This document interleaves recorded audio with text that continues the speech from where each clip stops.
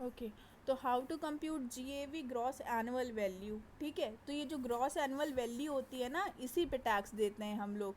ये नहीं कि कितने का मकान ख़रीदा और कितने का था, ये सबका कंपैरिजन हो जाता है म्युनिसिपल वैल्यू, इसमें जो है आपका एक्चुअल रेंट रिसीव्ड, ये सारी चीज़ें कंपेयर होती हैं। फिर उसके बाद में एक अमाउंट निकल के आता है जिसको हम कहते हैं ग्रॉस एनुअल वैल्यू, और इसी पे क्या होता है, टैक्स आपका पे करा जाता है। अब चलिए समझ लेते हैं कि किस तरीके से कंप्यूटेशन होता है। ये कंप्यूटेशन करने का बेसिकली सही मतलब पूरा तरीका नहीं है, लेकिन ये बेसिक है, ये पता होगा तभी हम लोग आगे कर पाएंगे। जब तक ग्रॉस एनुअल वैल्यू नहीं निकालेंगे तब तक कि उस पर हम टैक्स नहीं लगा सकते।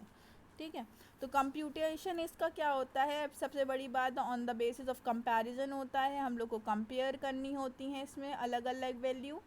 तो यहाँ पे देखिए सपोज़ कराए हमने कि म्युनिसिपल वैल्यू किसी भी मकान की अगर 10,000 है, फेयर रेंटल वैल्यू 12,000 है, और एनुअल रेंट रिसीव्ड 15,000 है, और क्या है, स्टैंडर्ड रेंट कितना है, 9,000 है। ठीक है, तो सबसे पहला स्टेप, हर क्वेश्चन में सबसे पहला स्टेप यही रहेगा।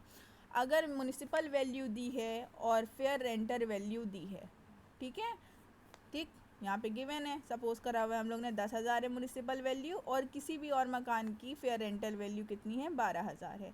तो इसमें से विच एवर इज़ हायर, जो इसमें से ज़्यादा होगी हम उसको ऑप्ट कर लेंगे। ठीक है, उसको उठा लेंगे, उसको मान लेंगे म्युनिसिपल वैल्यू या किसमें, फेयर रेंटल वैल्यू में। ठीक, 12,000 हो गई। देन दूसरा स्टेप क्या होगा, ये विच एवर इज़ हायर वाला हमने केस यहाँ पे लगाया और 12,000 ही हमारे पास आ गया। सेकेंड स्टेप में क्या हुआ, फेयर रेंटल वैल्यू 12,000 है और स्टैंडर्ड रेंट 9,000 है, और इसमें क्या लगेगा, विच एवर इज़ लोअर, इन दोनों में से जो कम होगा, फेयर रेंटल वैल्यू हो चाहे स्टैंडर्ड रेंट हो, इन दोनों में से जो भी कम होगा उसको हम क्या करेंगे, उठा लेंगे यहाँ से। ठीक है, और आगे ले जाएंगे स्टेप नंबर 3 में।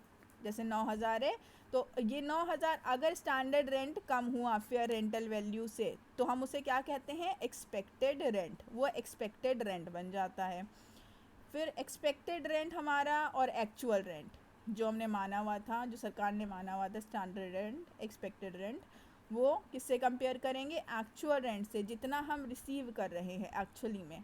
इसमें से हम कौन सा ऑप्ट करेंगे, विच एवर इज़ हायर, इन दोनों में से जो सा भी ज़्यादा होगा हम उसको उसके ऊपर टैक्स लगाएंगे। ठीक, ये सिंपल केस हो गया, ये सिंपली कैलकुलेशन हो गया। अभी कभी कभी क्या हो जाता है कि हमारा जो एक्चुअल रेंट है, ठीक है, उस पेज को फॉलो करिएगा वरना समझ नहीं आएगा। तो हमारा एक्चुअल रेंट है वो कभी कभी एक्सपेक्टेड रेंट से क्या हो जाता है, ज़्यादा हो जाता है। ठीक है, तो इसमें तो हम सीधा केस लगा देते हैं और उसी पे हम अपना टैक्स निकाल लेते हैं। ठीक, इसमें हमें कुछ नहीं करना है। लेकिन सेकंड केस में क्या होता है कि जब हमारा एक्चुअल रेंट जितना हम कमा रहे हैं, ठीक है, वो क्या हो जाता है, एक्सपेक्टेड रेंट से कम हो जाता है, एक्सपेक्टेड रेंट ज़्यादा हो गया, मतलब सरकार मान रही है कि हम 9,000 ले रहे हैं, लेकिन एक्चुअली में हम कितना ही ले रहे हैं, 8,000 ले रहे हैं। ठीक है, तो इसके पीछे का हमें रीज़न जानना होता है कि ऐसा क्यों हो रहा है।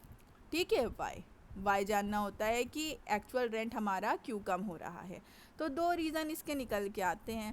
पहला है if because of the vacancy, या फिर वेकेंट है वो हाउस, ठीक है, मकान कई सालों से खाली है, ठीक, इस खाली था तो इस वजह से ये एक्चुअल वैल्यू उसकी कम आ रही है, एक्चुअल रेंट रिसीव्ड क्या है, कम आ रहा है, 8,000 आ रहा है। देन दूसरा कारण हो सकता है because of other factor, other factor कुछ भी फैक्टर हो सकते हैं कि वो टूट फूट गया है वो मकान, वो नहीं उठ रहा है किराए पे या कुछ भी। ठीक है, तो उसमें हम क्या करते हैं, इसमें हम जो है आपके एक्चुअल रेंट को ही मानते हैं पहले वाले केस में वैकेंसी की वजह से। ठीक है, जो एक्चुअल रेंट को ही हम ले जाएंगे आगे और एक्सपेक्टेड रेंट को नहीं ले जाएंगे। लेकिन दूसरे वाले केस में जो टूट फूट गया है और मरम्मत नहीं कराई इस वजह से नहीं उठ रहा है, या फिर और कोई भी है कि मकान मालिक यहाँ पे नहीं है, तो उसमें जो एक्सपेक्टेड रेंट है जो सरकार की तरफ से डिसाइडेड है 9,000, वही हम उसी पे टैक्स लगाएंगे। ठीक है, ये केस एक्सेप्शन का होता है जहाँ पे एक्चुअल रेंट कम हो जाता है और एक्सपेक्टेड रेंट ज़्यादा हो जाता है। नहीं तो ज़्यादातर टाइम क्या होता है कि जितना एक्चुअल रेंट है वही हमारा ज़्यादा रहता है और एक्सपेक्टेड कम रहता है। ठीक है, इतना क्लियर? किसी को कुछ पूछना है यहाँ पे?